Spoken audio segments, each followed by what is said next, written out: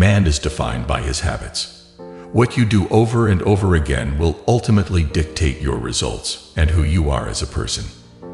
This is why your daily schedule and routine needs to be very carefully crafted. Constantly ask yourself whether or not your habits are helping you level up or not. Here are 5 habits that every man needs to incorporate in his life. Number 1. Track everything you want to improve. And I truly mean everything. This is by far one of the best tips I wish someone would have mentioned when I was younger.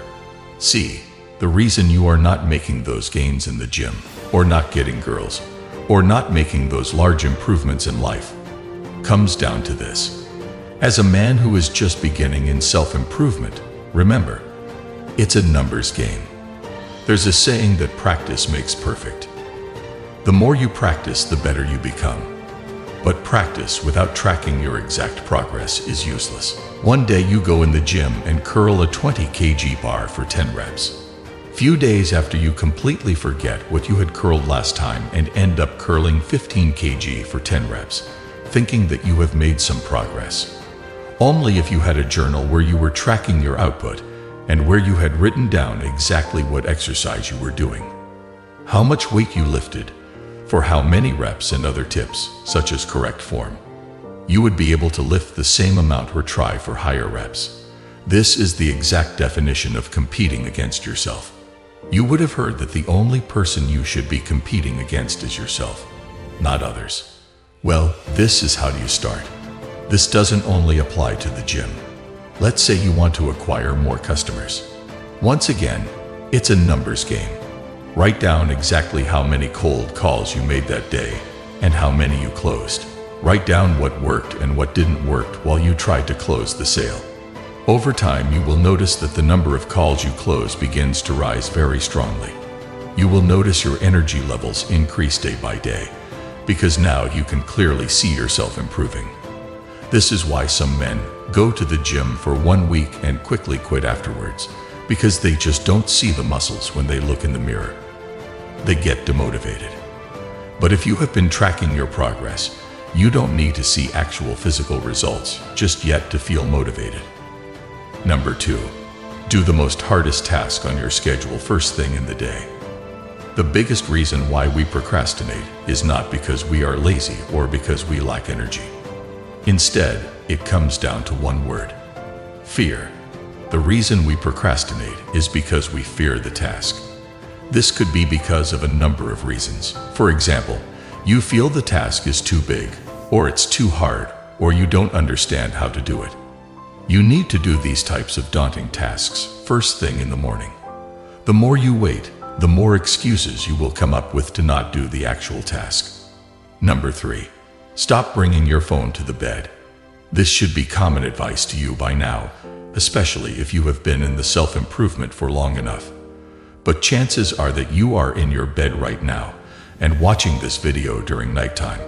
This is a bad habit that can slowly creep up into your lifestyle and totally kill your momentum. Why? Because you end up sleeping 2 or 3 hours later than you should have. In fact, studies have found that even if you don't use your phone for long periods of time at night, but check your phone quickly, even that can wake your brain right up. Your mind can stay active and engaged long after you've scrolled through social media or responded to a few work emails. Even when you have shut your phone off, you find yourself thinking about the email you should have sent or the DM you just sent, meaning your brain is very engaged. At this time, your brain should be relaxed and in its natural state where it wants to shut off for a while. And of course, not to mention the circadian rhythm that your phone's blue light disturbs heavily. Number 4. When you are working, put your phone on Do Not Disturb mode or switch it off completely. Look back over the times when you sit down to work. You tell yourself all the tasks you have to achieve for that period of time you sit down for. But what happens?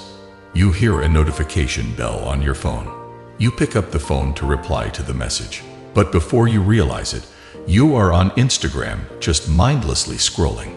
You end up wasting an hour or so of your time that could have been used to complete your task.